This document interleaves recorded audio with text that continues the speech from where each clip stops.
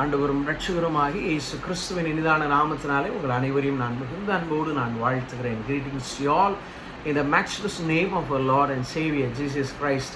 This is the first Sunday of this month, so may the good Lord be with us throughout this month and meet all our needs during this lockdown. இந்த மாதத்தின் முதலாவது ஞாயிற்றுக்கிழமையில் நாம் இருக்கிறோம். ஆண்டவர் இந்த மாதம் முழுவதும் நம் அனைவரோடும் இருந்து நம்முடைய தேவை எல்லாவற்றையும் இந்த ஊரடங்கு காலங்களில் சந்தித்து நம்மளை ஆசீர்வதிப்பாராக. இந்த நாளின் தியானத்திற்காக எடுத்துக்கொள்ளப்பட்ட தலைப்பு தனித்திருத்தல். For today's meditation, the sermon is entitled as isolation. For what do we need to isolate ourselves? For what do we need to isolate ourselves? எதற்காக நாம் தனித்திருக்க வேண்டும் என்கின்ற தலைப்பில் இந்த நாளில் நாம் தியானிக்க இருக்கின்றோம். அதன் அடிப்படையில் 2 குறிப்புகளை இந்த நாளில் நாம் தியானிக்க இருக்கிறோம். For what do we need to isolate ourselves? In order to get the answer, we are going to see 2 points based on the title isolation. எதற்காக நாம் தனித்திருக்க வேண்டும்? உலகத்தில் அநேகர் தனித்திருக்கக்கூடிய பழக்கங்கள் உண்டு. ஒரு சில காரியங்கள் பிடிக்கவில்லை என்று சொல்லுவோமானால் நாம் நம்மை நாமே தனித்து கொள்வோம். If we don't like something, we isolate ourselves from that particular situation or particular group of people or particular places if we don't wish to go. நமக்கு சில இடங்கள் பிடிக்கல, சில மனிதர்கள் பிடிக்கவில்லை என்று சொல்லுவோமானால் நம்ம அந்த இடத்தை அவாய்ட் பண்ணுவோம். we always avoid to go that place, avoid to meet certain people and isolate ourselves. இப்படியாக நாம் தனித்து கொள்ளக்கூடிய பழக்க வழக்கங்கள் உண்டு. நம்மளை நாமே தனித்து கொள்வோம். மக்கள் சரியில்லை என்று சொல்லக்கூடிய சூழ்நிலைகளுக்கு மத்தியில். ஆனால் வேதம் இந்த தனித்திருக்குதலை குறித்து என்ன சொல்லுகிறது என்பதை இந்த நாளில் நாம் தியானிக்கின்ற பொழுது அது நம்முடைய வாழ்க்கையில் அது நமக்கு பிரயோஜனமாக, குறிப்பாக இந்த லாக்டவுன் டைமில் அது நமக்கு மிகவும் பிரயோஜனமாக, இந்த ஊரடங்கு காலங்களில் அது மிகவும் பிரயோஜனமாக இருக்கும் என்று சொல்லி நான் ஆண்டவருக்குள்ளாக நான் மிகுதியாய் விசுவாசிக்கிறேன். I believe in Jesus Christ that if we meditate upon this isolation, what the Bible talks about isolation, what the Bible talks about quarantining, so if we meditate upon these things during this lockdown, which would be big help for us during this lockdown season, இந்த நாட்களில் நாம் அதை தியானிக்கின்ற பொழுது அது நமக்கு மிகவும் பிரயோஜனமாக, ஆசீர்வாதமாக இருக்கும் என்று சொல்லி நான் மிகுதியாய் விசுவாசிக்கிறேன். வேதம் என்ன சொல்லுகிறது? ஆதியாகமத்தின் புஸ்தகம் 2ஆம் அதிகாரம் 18ஆம் வசனம் இந்த தனித்திருக்குதலை பற்றி என்ன சொல்லுகிறது? மனிதன் தனிமையாக இருப்பது நல்லதல்ல. For man it is not good to be alone. For man it is not good to be alone. இந்த வசனம் நம்ம எல்லாருக்குமே தெரியும். மனிதன் தனிமையாக இருக்கிறத ஆண்டவர் ஒரு காலம் விரும்பவில்லை. மனிதன் தனிமையாக இருக்கிறத ஆண்டவர் என்ன செய்யலை, விரும்பலை. That's a reason why ஆண்டவர் இந்த வசனத்தை சொல்லியிருக்கிறார். For man it is not good to be alone. And the first sacrament which was created by the creator of heaven and earth is the holy matrimony. மனிதன் தனிமையாய் இருப்பது நல்லதல்ல. அப்போ இந்த தனிமை என்பது மனிதனை அதிகமாய் வாட்டக்கூடியது. மனிதன் தனித்திருக்கிற பொழுது அவன் பாவம் செய்ய இயலும். மனிதன் தனிமையாய் இருப்பது அவனுடைய வாழ்வில் வேதனை கொண்டு வரும். It's a big mystery why God has that thought in his mind. You and I, we don't know, and we can't go into research on that also. அப்போ நம்ம அதை ஆராய்ச்சி செய்யவோ அதை நம்ம குறித்து பேசுகிறதற்கோ எந்த விதமான வாய்ப்புகளும் இல்லை. ஆனால் ஆண்டவர் தனிமையாக இருப்பது நல்லதல்ல என்று சொல்லுகிறார். அப்போ கிறிஸ்துவானவர் எப்படி இருந்தார்? வேதம் என்ன சொல்லுகிறது? ஆண்டவர் இந்த உலகத்தில் அவரை குறித்து, அவருடைய பிதாவை குறித்து ஆண்டவரிடத்தில் கேட்டபொழுது, when people inquired Jesus, how about you and Father என்று சொல்லி அவரிடத்தில் கேட்டபொழுது ஆண்டவர் சொன்ன பதில் என்ன? யோவான் 8ஆம் அதிகாரம் 16ஆம் வசனத்தை நீங்கள் வாசித்து பாருங்கள். If you read John chapter 8 verse 16, it says, for it is not I alone who judge, but I and the Father who sent me. For it is not I alone, நான் தனித்திருக்கவில்லை, நானும் என்னை அனுப்பின பிதாவுமாக இருக்கிறோம். நானும் என்னை அனுப்பின பிதாவுமாக நாங்கள் இருக்கிறோம். அப்போ வேதம் சொல்லுகிறது ஆண்டவர் தனித்திருக்கவில்லை.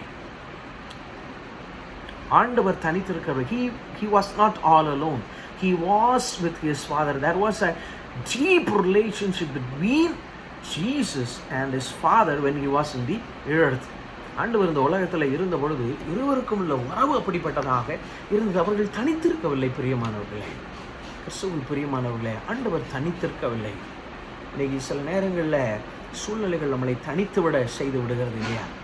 சூழ்நிலைகள் தனித்து விட செய்கிறது. நீங்கள் நியூஸில் நம்ம பார்க்குறோம். எவ்வளவு பரிதாபமான ஒரு சூழ்நிலை. What a pitiest moment it is. சில ஊரை சார்ந்தவங்க வேலை நிமித்தமாக, ஒரு டூர் நிமித்தமாக, ஏதோ ஒரு மத யாத்திரை நிமித்தமாக வந்து சில ஊர்களில் மாட்டிக்கொண்டுட்டாங்க. சொந்த ஊருக்கு போக முடியல. You know, a bunch of people, they are walking for thousands and thousands kilometers by walk. They reach their destination. They go to their hometown. Even now they are not allowed. இப்போ தான் அவங்க போகிறதுக்கு சில முயற்சிகள் செய்யப்பட்டிருக்கிறது. தனிமைப்படுத்தப்படுகிறாங்க. யோசித்து பாருங்கள், தனித்து விடப்பட்டார்கள், கைவிடப்பட்டார்கள், தனிமைப்படுத்தப்பட்டார்கள். கிறிஸ்துவுக்கு பிரியமானவர்களே, இன்னைக்கு சில நேரங்களில் சில சூழ்நிலைகள் நம்மளை தனிமைப்படுத்தி விடுகிறது. பிசாசுக்கு அதுதான் வேணும், நம்ம தனிமையாக இருக்கணும், நம்ம தனித்து விடப்பட வேண்டும் என்று சொல்லி, தனித்து விடப்பட வேண்டும் என்று சொல்லி. ஒரு வேதத்தில் ஒரு சம்பவம் உண்டு. ஒரு பிசாசு ஒரு மனிதனுக்குள் இருந்ததாம். அந்த பிசாசானது அவனை விட்டு விலகி சென்று கொஞ்ச நாள் போயிட்டு திரும்ப வந்து பார்த்ததாம். அது மிகவும் அது வெறுமையாக இருந்தபடினால் தன்னிலும் பொல்லாத 7 ஆவிகளை கொண்டு வந்தது என்று சொல்லப்பட்டிருக்கிறது.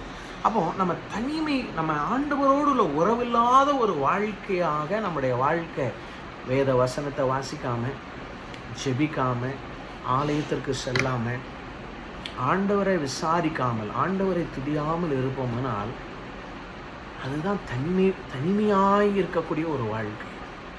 இன்றைக்கி ஒருவேளை there may be people, you may be isolated by the circumstances, isolated by the power of the Satan. You may have going through such situation, but the Lord wants to redeem you from all these situations, my dear friends. You may be going through such situations, such tough situation, but the Lord God wants to help you. The Lord God wants to deliver you from all these situations. If you are isolated, but Lord God says, I am not alone. I am with my Father. நான் ஆண்டவரோடு, என் பிதாவாகிய தேவனோடு நான் இருக்கிறேன். அப்போ இன்னைக்கு நமக்கு அப்படிப்பட்ட ஒரு அனுபவம் நம்முடைய வாழ்க்கையில் அவசியம். You and I should ask ourselves, do I have a proper relationship with my Almighty God, with my Creator, with my Savior? நம்மளை உண்டாக்கின ஆண்டவரோடு உள்ள உறவில் நான் இருக்கிறேன்னா? Do I have that relationship each and every day? ஒவ்வொரு நாளும் நான் படைத்த ஆண்டவரோடு உள்ள உறவில் நம்ம இருக்கிறோமா என்கின்ற கேள்வி கேட்கப்பட வேண்டும். Are you isolated, or else you have a good relationship with God? கிறிஸ்துவானவர் பிதாவோடு இருந்தார். ஆனால் இப்போ நம்ம 2 காரியங்கள் நம்ம பார்க்க போகிறோம். நாம் தனித்திருக்க வேண்டும். இந்த நாளின் தலைப்பு அதுதான், தனித்திருத்தல். எதற்கு தனித்திருக்க வேண்டும்? 2 காரியங்கள் நாம் பார்க்க இருக்கிறோம். முதலாவதாக, ஜெபத்திற்காக நம்ம தனித்திருக்க வேண்டும். பிதாவோடு ஜெபத்திற்காக நாம் தனித்திருக்க வேண்டும். With God we have to isolate. For the purpose of prayer. ஜெபத்திற்காக பிதாவோடு நாம் தனித்திருக்க வேண்டும். தனிமையாக இருக்க முடியாது. பிதாவோடு தான் கிறிஸ்துவானவர் இருந்தார். அதுபோல பிதாவோடு கிறிஸ்துவானவரோடு ஜெபத்திற்காக நாம் தனித்திருக்க வேண்டும். For the purpose of prayer life, we should isolate ourselves from the worldly things. இதற்கு தனித்திருக்க வேண்டும். நாம் அதை புரிந்து கொள்ள வேண்டும். பல காரியங்கள் நம்மளை தனிமைப்படுத்துது. ஆனால் வேதம் 2 காரியத்தை நான் குறிப்பிட விரும்புகிறேன். 2 காரியத்துக்காக நாம் தனித்திருக்க வேண்டும். முதலாவது, ஜெபத்திற்காக நாம் தனித்திருக்க வேண்டும். லூக்கா எழுதின சுவிசேஷம் 5ஆம் அதிகாரம் 16ஆம் வசனம் நீங்கள் வாசித்து பார்ப்பீர்களானால், if you read Luke chapter 5 verse 16, it says, but Jesus would withdraw to desolate places and pray. Jesus would withdraw to desolate places and pray. அவரோ வனாந்திரத்தில் தனித்து போய் ஜெபம் பண்ணி கொண்டு இருந்தார். எல்லாம் கவனிங்க, அவரோ வனாந்திரத்தில் தனித்து போய் ஜெபம் பண்ணி கொண்டு இருந்தார். ஜெபத்திற்காக கிறிஸ்துவானவர் தன்னை தனிமைப்படுத்தினார் பிதாவோடு. இன்னைக்கு நம்ம எதற்காக நம்மளை தனிமைப்படுத்தி வைத்திருக்கிறோம்? இன்னைக்கு நம்ம எதற்காக நம்ம தனிமைப்படுத்தி வைத்திருக்கிறோம்? யோசித்து பாருங்க. இன்னைக்கு நம்ம அதை யோசித்து பார்க்க வேண்டும். நம்ம எதற்காக நாம் தனித்திருக்கிறோம்? ஆண்டவரோடு உள்ள ஜெப ஐக்கியத்திற்காக நாம் தனித்திருக்க வேண்டும். இயேசுவானவர் he was such a busy man. If you read the scripture very clearly, he was full time occupied in preaching, in teaching, in traveling, spending a good time with his disciples. He has given much task. He has given much task. அவருக்கு நிறைய பணிகள் இருந்தது, நிறைய காரியங்கள் செய்ய வேண்டிய சூழ்நிலைகள் இருந்தது. ஆனால் எல்லாவற்றுக்கும் மத்தியில் ஆண்டவர் வேதம் சொல்லுகிறது பாருங்க, அவர் பிதாவோடு என்ன செய்தார்? தனித்திருந்தார். கிறிஸ்துவுக்குள் பிரியமானவர்களே, இந்த ஊரடங்கு காலத்தில் நம்ம ஆண்டவரோடு தனித்திருக்கிறோமா? Are we spending a good amount of time with our Lord? Are we spending time, a good amount of time with our Creator? இன்னைக்கு நம்ம கேட்கக்கூடிய கேள்வி அதுதான். இயேசு கிறிஸ்துடைய ஜெப வாழ்க்கையை நீங்கள் பார்த்தீங்கன்னா, ஆண்டவர் பல நிலைகளில் ஜெபிக்கிறார். காலையிலேயே எழும்பி ஜெபிக்கிறார். மார்க் எழுதின சுவிசேஷம் 1:35 பாருங்கள். வேதம் சொல்கிறது, and rising very early in the morning while it was still dark. நல்லா பாருங்கள், and rising very early in the morning while it was still dark, he departed and went out to a desolate place and there he prayed. அவர் அதிகாலையில் இருட்டோடே எழுந்து புறப்பட்டு வனாந்திரமான ஒரு இடத்திற்கு போய் அங்கே ஜெபம் பண்ணினார். பாருங்க, வெளிச்சம் வரல, இருட்டில் ஆண்டவர் எழும்பி ஜெபம் பண்ணுகிறார். அதிகாலை ஜெபம். ஆண்டவர் சாயங்காலம் ஜெபம் பண்ணுகிறார். He had a practice of early morning prayer, dawn prayer, and also dusk prayer. மாலை ஜெபமும் அவர் செய்கிறார். மார்க் எழுதின சுவிசேஷம் 6:47 பாருங்க. When evening came, the boat was out of the sea and he was alone on the land. அவரோ கரையிலே தனிமையாயிருந்தார். அவரோ mark 6:47 அவரோ கரையிலே தனிமையாயிருந்தார். கிறிஸ்துவுக்குள் பிரியமானவர்களே, காலை ஜெபம் இருந்துச்சு, மாலை ஜெபம் இருந்தது. லூக்கா 6:12 பாருங்க. In these days he went out to the mountain to pray and all the night he continued in prayer to God. அவர் ஜெபம் பண்ணும்படி ஒரு மலையின் மேல் ஏறி முழுவதும் தேவனை நோக்கி ஜெபம் பண்ணி கொண்டிருந்தார். முழுதும் தேவனை நோக்கி ஜெபம் பண்ணி கொண்டிருந்தார்.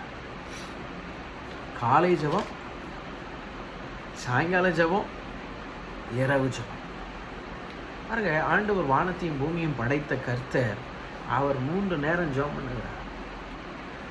தானியேல் பொல்லாத காலங்களிலே 3 மேலை தானியேல் பலகணிகளை திறந்து அவன் எருசலேமை நோக்கி செபித்தான். அப்போ இன்னைக்கு நீங்களும் நானும் இருக்கக்கூடிய சூழ்நிலை அதுதான் பிரியமானவர்களே. இன்னைக்கு நம்ம ஆண்டவருக்கு ஒரு சிறந்த ஒரு நேரத்தை நீங்களும் நானும் கொடுக்கலன்னு வைங்களேன், நம்முடைய வாழ்க்கையில் நம்ம கைவிடப்படுவோம். இந்த நாட்களில் ஆண்டவரோடு தனிமையாக நேரம் செலவழிங்க. நீங்கள் குடும்ப ஜெபம் நாங்கள் செய்கிறோம், தினமும் நைட்டு நாங்கள் ஜெபம் பண்ணுறோமே, நாங்கள் காலையிலே எழும்பின உடனே பெட்லேயே ஒரு 5 நிமிஷம் ஜெபம் பண்ணுவோமே, நைட்டு படுக்கும்போது எங்கள் பெட்டில் ஜெபம் பண்ணுவோமே, அதெல்லாம் வேறு. உங்கள் தனி ஜெபம் அவசியம். That is your personal relationship with your Almighty God. That is very essential in each and every Christian life. Do you have your own personal prayer with God? There are quite a good number of people, they pray in front of people for hours and hours. If you ask some people to pray in front of the church, they will pray for hour and hour. But if you ask them, Do you have personal prayer? Do you have personal prayer? Many a times they fail to do that. நிறைய பேர் பார்த்தீங்கன்னா mic பிடிச்சி ஜெபம் பண்ண சொல்லுங்கள் அப்படின்னு சொல்லிட்டோன்னு வைங்களேன், அவங்க மைக்கை விடவே மாட்டாங்க, ஜெபம் பண்ணிக்கிட்டே இருப்பாங்க. ஆனால் அவங்ககிட்ட போய் கேளுங்க, தனிமையாக நீங்கள் எவ்வளோ நேரம் ஜெபம் பண்ணுறீங்க? நீங்கள் மொபைலை பாருங்கள், இல்லை எதையும் பாருங்கள், நீங்கள் ஜெபம் பண்ணலைன்னா. கடந்த செய்தியில் 1ஆம் தேதி செய்தியில் அதான் நம்ம பார்த்தோம், லூக்கா எழுதியிருக்கிறோம், நீங்கள் விழித்திருந்து ஜெபம் பண்ணுங்க, விழித்திருந்து ஜெபம் பண்ணுங்க. We should be careful, my dear friends. Don't take it serious during this lockdown. இந்த நாட்களை நீங்கள் எளிமையாய் நீங்கள் நினைத்து கொள்ளாதிருங்கள். ஒரு கதை உங்களுக்கு நான் சொல்ல நான் விரும்புகிறேன். ஒரு நல்ல ஒரு விசுவாசி என்ன செய்தானா, அதிகாலமே அவன் எழுந்து ஆலயத்திற்கு ஜெபிக்கும்படியாக சென்றானான். அவன் நல்ல ட்ரெஸ் பண்ணி அவன் என்ன செய்தானா, ஆலயத்துக்கு போய் கொண்டிருக்கிறவளோ அங்கே பெரிய ஒரு பள்ளம் இருந்தது. அதை அவன் கவனிக்கலை, இருட்டோடு சென்றபடினால அவன் பள்ளத்தில் தவறி விழுந்துட்டான். உடனே ஐயையோ இப்படி நம்ம ஜெபம் பண்ண போகிற நேரத்தில் இப்படி ஆகிட்டேன்னு சொல்லிட்டு அவன் சோர்ந்து போகலை. மீண்டும் வீட்டுக்கு வாரான், வந்து தன்னுடைய ஆடை எல்லாத்தையும் க்ளீன் பண்ணிவிட்டு நல்லா குளிச்செடுத்து திருப்பி ஒரு ட்ரெஸ் போட்டு போகிறான். அப்போ திருப்பியும் போகும்போது திரும்பவும் அதில் நான் கவனமாக இருக்க வேண்டும் என்று எண்ணுகிறான். ஆனாலும் தன்னை அறியாமல் அந்த பள்ளத்திலே அவன் திரும்பவும் விழுந்துறான். அப்பவும் அவன் விடலை, சரி இதை விடக்கூடாதுன்னு சொல்லிட்டு திருப்பி வீட்டில் போய் குளித்து திருப்பி ஒரு ட்ரெஸ்ஸை மாட்டிட்டு அவன் வருகிறான். அவன் திரும்பி வருகிற பொழுது ஒரு மனிதன் அவனுடைய கையில் விளக்கு வைத்து கொண்டு அவன் நின்றானான். உடனே ஐயா என்ன நீங்கள் இந்த இருட்டு நேரத்தில் இப்படி விளக்க வைத்து கொண்டு இருக்கிறீங்களே என்று சொல்லி கேட்டானான். அப்போ அந்த விளக்கு வைத்து கொண்டிருந்த அந்த மனிதர் சொன்னாராம், நீங்கள் 2 தடவை உங்களை பார்த்தேன், நீங்கள் போனதையும் விழுந்துட்டீங்க, அதான் உங்ககிட்ட டார்ச்சில் அதான் நான் உங்களுக்கு விளக்கு காட்டலாம் அப்படின்னு சொல்லிட்டு நான் இந்த விளக்கோடு நான் அங்கே நிற்கிறேன், வாங்க நான் உங்களை கோயிலில் கொண்டு, நீங்கள் கோயிலுக்கு தானே போகிறீங்க, நான் உங்களை வேணால் கோயிலில் நான் விட்டுறேன், வாங்க என் கூட. அவருக்கு ரொம்ப சந்தோஷம். பரவாயில்லையே, இந்த காலை நேரத்தில் ஆண்டவர் நமக்கும் உதவி செய்கிறதுக்கு ஒரு நபரை ஆயத்தம் செய்திருக்கிறாரு என்று சொல்லி அவர் சந்தோஷப்பட்டார். ஆலய வாசல் வந்த உடனே அந்த விளக்கு வைத்தவர் போயிட்டு வாங்க அப்படின்னு சொல்லிட்டு அவர் திரும்புவதற்கு முற்பட்டாராம். அப்பொழுது இந்த விசுவாசி சொன்னாராம், இவ்வளவு தூரம் வந்துட்டீங்க, வாங்கலேன் கொஞ்ச நேரம் அங்கே கோயிலில் வாங்கலேன், கோயில் வரைக்கும் வந்துட்டு போங்களேன் அப்படின்னு சொன்னேன். இல்லைப்பா நான்லாம் வரல, நீ உள்ளே போ. அப்போ அவன் திரும்ப உடல் அந்த அவர், நீங்கள் கொஞ்சம் வந்துட்டு போங்க, போடா நான்லாம் உள்ளே வரல. அப்போ கேட்டாங்க, உங்களை நான் அந்த ஊரில் பார்த்ததே இல்லையா, நீங்கள் யார் அப்படின்னு கேட்டேன். நான் தான் பிசாசு அப்படின்னு சொன்னாங்க. இந்த மனிதனுக்கு பெரிய ஒரு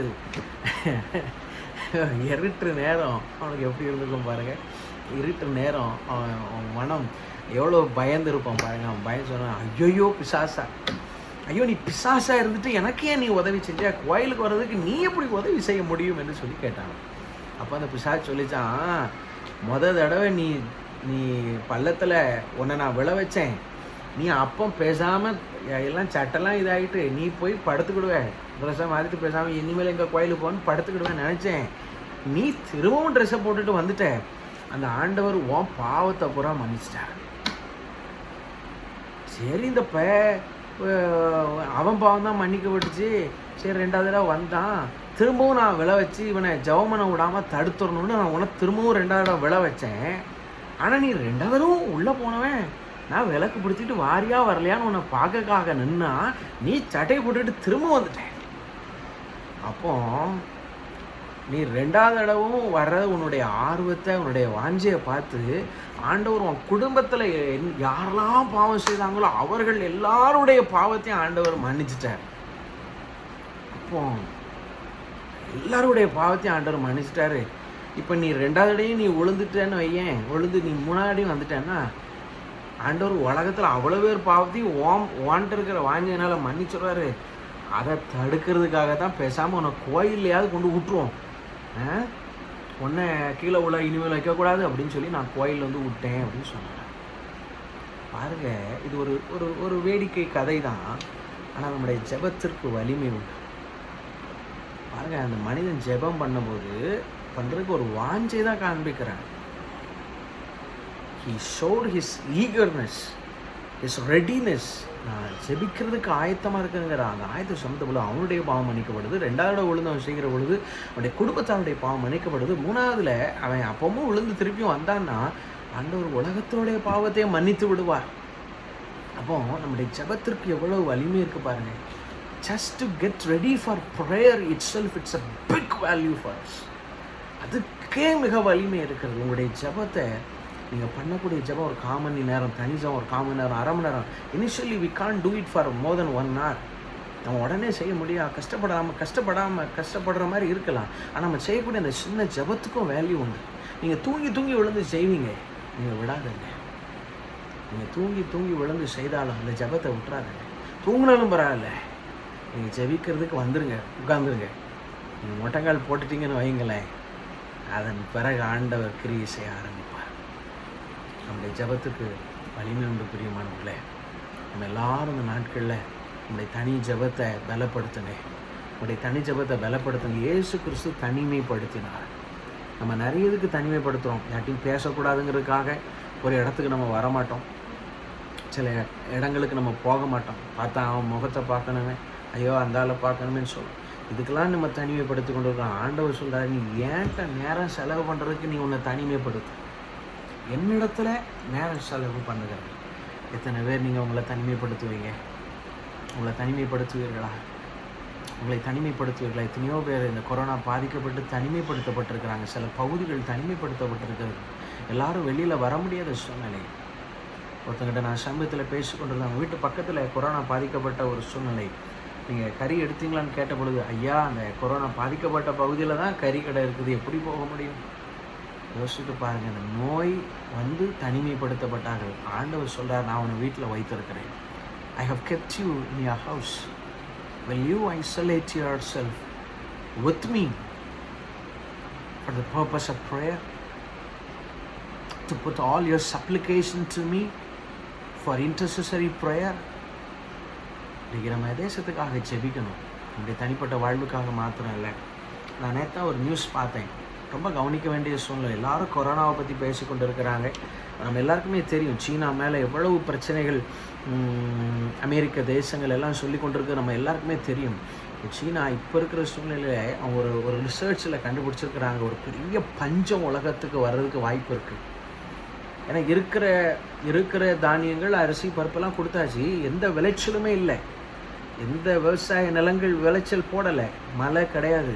அப்போது இந்த நிலம் இன்னும் 4-5 மாதத்துக்கு போச்சுன்னா ஒரு கட்டத்தில் என்ன வரும், அரிசி பருப்புக்கெல்லாம் பஞ்சம் வரும்.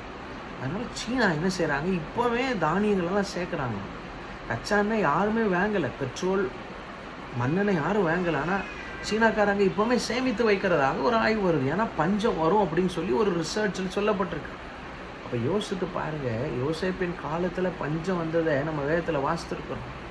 அப்போ அப்படிப்பட்ட காலங்களெல்லாம் நம்ம வந்துடக்கூடாது, நம்ம தாண்டணும். அப்போ நம்ம எவ்வளோ ஆயத்தமாக இருக்கணும் பிரியமானவர்களே, நம்ம எவ்வளவு கவனமாக இருக்கணும், நம்ம எவ்வளவு யோசனை உள்ளவர்களாக இருக்கணும். நம்ம ஆயத்தப்பட வேண்டும். நம்ம தனி ஜெபத்தை பலப்படுத்துங்க. உடைய குடும்பத்துக்காக ஜெபம் பண்ணுங்க, தேசத்துக்காக பாரப்பட்டு ஜெபம் பண்ணுங்க. You should have the burden for our nation, for the entire universe. நாம் ஜெபிக்க வேண்டும். ஜெபத்திற்காக தேவனோடு பிதாவோடு தனிமைப்படுத்த வேண்டும். For the purpose of prayer you should isolate yourself. Number 2, in order to learn the scripture you should isolate. வேதத்தை அறிகிறதற்காக நம்ம என்ன செய்யணும், நம்மளை தனிமைப்படுத்தணும். வேதத்தை அறிகிறதற்கு எப்படி நம்ம வேதத்தை அறிகிறது நம்ம பண்ண வேண்டும். வேதத்தை நீ வாசித்து பாருங்கள். மத்தேயு 11ஆம் அதிகாரத்தில் 29ஆம் வசனம் இவ்விதமாக சொல்கிறது, take my yoke upon you and learn from me, for I am gentle and lowly in heart, and you will find rest for yourself. என் நுகத்தை உங்கள் மேல் ஏற்றுக்கொண்டு என்னிடத்தில் கற்றுக்கொள்ளுங்கள், அப்பொழுது உங்கள் ஆத்துமாக்கு இளைப்பாறுதல் கிடைக்கும். நம்ம ஆண்டவருடைய பாதத்தில் வேதத்தை அறிந்து கொள்ள முடியும். ஒரு உதாரணம் நான் சொல்லுகிறேன். மார்க் எழுதின சுவிசேஷத்தில் 4ஆம் அதிகாரத்தை நீங்கள் வாசித்து பார்த்தீங்கன்னா ஆண்டவர் ஒரு ஓமையை சொல்லுகிறார். பொதுவாக ஜனங்கள் எல்லாம் இருக்கிற இடத்துல பிறகு சீசர்கள் வந்த பொழுது, மார்க் 4ஆம் அதிகாரம் பாருங்கள். when he was alone, those around him with the 12 asked him about the parables. அவர் தனித்திருக்கும் போது 12 கூட அவரை சூழ்ந்திருந்தவர்கள் இந்த ஓமை குறித்து அவரிடத்தில் விசாரித்தாங்க. அவர் தனித்திருக்கிற பொழுது, அவர் தனிமையாக இருக்கிற பொழுது, கூட்டத்தோடு இருக்கும்போது இல்லை, அவர் தனிமையாக இருக்கும்போது அவரிடத்துல கேட்கிறார். மார்க் 4ஆம் அதிகாரம் 34ஆம் வசனம் பாருங்க. But privately to his own disciple he explained everything. அவர் தம்முடைய சீஷரோடு தனித்திருக்கும் போது அவர்களுக்கு எல்லாவற்றையும் விவரித்து சொன்னார். சீஷர்களோடு தனித்திருக்கிற போது. கிறிஸ்துவுக்குள் பிரியமானவர்களே, நம்ம ஆண்டவரோடு தனித்திருப்போமானால் நம்ம வேதத்தில் உள்ள நிறைய மகத்துவங்களை நம்மளால் புரிந்து கொள்ள முடியும். மெனி டைம்ஸ் நம்ம அவங்க நல்லா சொல்கிறாங்க, இவங்க நல்லா சொல்கிறாங்கன்னு சொல்லுவோமே ஒழிய, ஒரு நாள் நமக்கு இருக்கிற சந்தேகத்தை, ஆண்டவரே இந்த வசனம் எனக்கு புரியலை, என்னோட பேசுங்கன்னு சொல்லி நம்ம என்ன செய்ய மாட்டோம், நம்ம கேட்க மாட்டோம். சீசர்களுக்கு ஓமை புரியலை, ஆண்டவர் தனியாக இருக்கும்போது அவங்களுக்கு இதெல்லாம் சொல்லி கொடுக்குறார். அப்போ ஆண்டவர் நமக்கும் சொல்லி கொடுக்க அவர் விருப்பமுள்ள தேவனாக இருக்கிறார். அப்போ நம்ம ஆண்டவரோடு தனித்திருந்தா தான், எப்படி ஜெபத்தில் நம்ம தனித்திருக்கிறோமோ அப்படியே வேதத்தை வாசிக்கிறதுக்கு நம்ம தனித்திருந்த ஆண்டவர் என்னோடு பேசுங்க என்று சொல்லி நம்ம கேட்கிற பொழுதுதான் ஆண்டவர் நம்மளை ஆசீர்வதிப்பார், நம்மளோடு பேசுவோம். ஏன் வேதத்தை அறிந்து கொள்ளணும், ஏன் வேதம் நமக்கு தெரியணும்? இன்னைக்கு நிறைய நேரங்களில் வேதத்தின் அடிப்படை நமக்கு தெரியாத பட்சத்தினால தான் சில தவறான உபதேசங்களுக்கு நம்ம இடம் கொடுத்து விடுகிறோம். I tell you my dear friends, மூன்று பிரபலமான தேவ மனிதர்கள் மெட்ராஸில் ஒரு கான்ஃபரன்ஸ் ஒழுங்கு செய்திருந்தாங்க. என்ன தலைப்பு தெரியுமா? சாவாமை. அந்த தலைப்பு பேர் சாவாமை. It's a conference in a resort. It was arranged before this corona to come. இந்த கொரோனா வர்றதுக்கு முன்னே ஆயத்தம் செய்யப்பட்டது. இந்த கொரோனா சூழ்நிலை வந்ததுனால அந்த கான்ஃபரன்ஸ் நடக்கலை. அந்த கான்ஃபரன்ஸுடைய நோக்கம் என்ன தெரியுமா? அந்த தலைப்பின்படி நீங்கள் விசுவாசம் உள்ளவங்களாக இருந்தீங்கன்னா நீங்கள் சாக வேண்டியதே இல்லை அப்படின்னு தான் அதனுடைய தலைப்பு. நீங்கள் விசுவாசம் உள்ளவர்களாக இருப்பீர்களானால் நீங்கள் சாக வேண்டிய அவசியமே இல்லை. ஒரு பிரபலமான 3 தெய்வ மனிதர்கள், so called people, மக்கள் குழம்பி போகிறாங்க. ஏன்னா வசனம் தெரியலை. அவங்க என்ன சொல்கிறாங்க, நீங்கள் ஆண்டவர் மேலே விசுவாசம் வச்சிங்கன்னா நீங்கள் அந்த உலகத்தில் சாக வேண்டியதே அவசியம் இல்லை.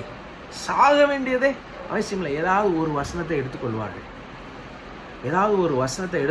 ஏன் சொல்லப்பட்டது, எந்த நோக்கத்திற்கு சொல்லப்பட்டது என்று சொல்லாமல் குற்றாம்பாக்கில் அது என்ன செய்கிறது சொல்லப்படுகிறது. இன்றைக்கி ஏன் வேதத்தை அறியணும்? சீசர்களுக்கு புரியலை. அவங்க தனித்திருக்கும் போது கேட்குறாங்க, ஆண்டவரே என்னுடைய நோக்கம் என்ன?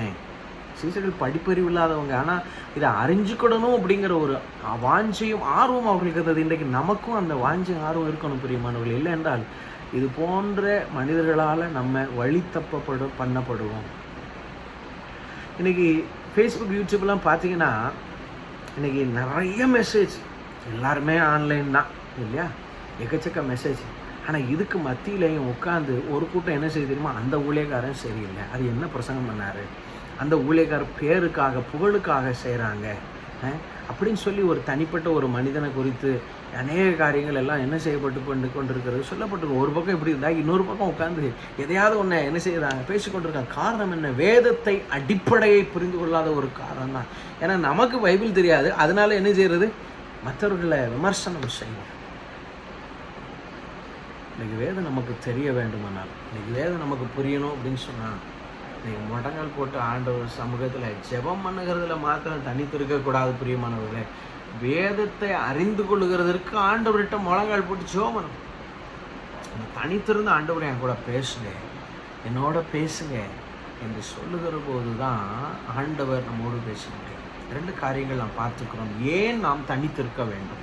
2 காரியங்கள். நம்பர் 1, ஜெபத்திற்காக தனித்திருக்க வேண்டும். For the purpose of prayer we should isolate ourselves. Number 2, in order to learn the scripture we should isolate ourselves. இந்த கொரோனா காலங்களில், இந்த ஊரடங்கு காலங்களில் இருக்கிறோம். இந்த நாட்களை நம்ம பயன்படுத்திக் கொள்வோம். We are all in the period of lockdown. Let us make use of each and every moment. Let us have a personal time with our Lord Jesus Christ. Let us have a personal time to learn, to understand the scripture during this lockdown, which would help us to improve our spiritual understanding about the scripture and about the creator of heaven and earth. அப்படிப்பட்ட ஒரு அனுபவத்துக்குள்ளே ஆண்டவர் அனைவரையும் கொண்டு வருவாராக. இந்த மாதம் முழுவதும் நம்மளை வழி நடத்துவாராக. கர்த்தர் தாமே உங்கள் அனைவரையும் ஆசீர்வதிப்பாராக. இருந்த இடத்துல நாம் யாவரும் தலை தாழ்த்தி நாம் ஜெபம் செய்வோம். அன்பும் இரக்கம் நிறைந்த எங்கள் அன்பின் நல்ல தகப்பனே, இந்த மகிழ்ச்சியான நாளுக்காக நாங்கள் உமக்கு நன்றி செலுத்துகிறோம். உடைய சமூகத்தில் நாங்கள் தனித்திருக்க நாங்கள் அழைக்கப்பட்டிருக்கிறோம். உடைய சமூகத்தில் தனிமைப்படுத்தப்பட்ட ஒரு நேரங்கள் தனித்து ஜெபிப்பதற்கு ஆண்டவரை நாங்கள் நேரம் எடுத்துக்கொள்ள, உடைய வசனத்தில் தனித்திருந்து உடைய வேத வசனங்களை நாங்கள் ஆராய்ந்து கொள்வதற்கு எங்களுக்கு நீர் கருவி தாரும். இதை கேட்டுக்கொண்டிருக்கிற உடைய அன்பு மக்கள் ஒவ்வொருடைய ஆவிக்குரிய வாழ்வை இந்த நேரத்தில் நீர் பலப்படுத்துவீராக. ஆண்டவரே, முடங்காத முழங்கால்களை ஆண்டவர் நீர் முடங்க செய்வீராக. சுவாமி, அவருடைய சமூகத்தில் அமர்ந்திருக்கட்டும். நானே தேவன் என்று அறிந்து கொள்ளுங்கள், நீங்கள் அமர்ந்திருந்து நானே தேவன் என்று அறிந்து கொள்ளுங்கள் என்று சொன்னது போல உடைய பிள்ளைகள் உம்முடைய வார்த்தைகளை அறிந்து கொள்ளட்டும். உடைய சமூகத்தில் உடைய பிரசன்னத்தினால் நிறைந்திருக்க நீர் செய்யும். அவளை வாழ்த்துகிறோம், ஆஸ்வதிக்கிறோம். தேவ கருவை பருகட்டும். இயேசு கிறிஸ்துவின் வல்லமையுள்ள நாமத்தில் மிகுந்த தாழ்மையோடு ஜெபிக்கிறோம் ஜீவனுள்ள நல்ல பிதாவே, ஆமென். நம்முடைய கர்த்தராகிய இயேசு கிறிஸ்துவின் கிருபை, பிதாவாகிய தேவனுடைய அன்பும் பரிசுத்த ஆவியானவருடைய அந்யோன்ய ஐக்கியம் நம் அனைவரோடும் என்றும் என்றும் சதா காலங்களில் நிறைவாக தங்கியிருப்பதாக. ஆமென். God bless you.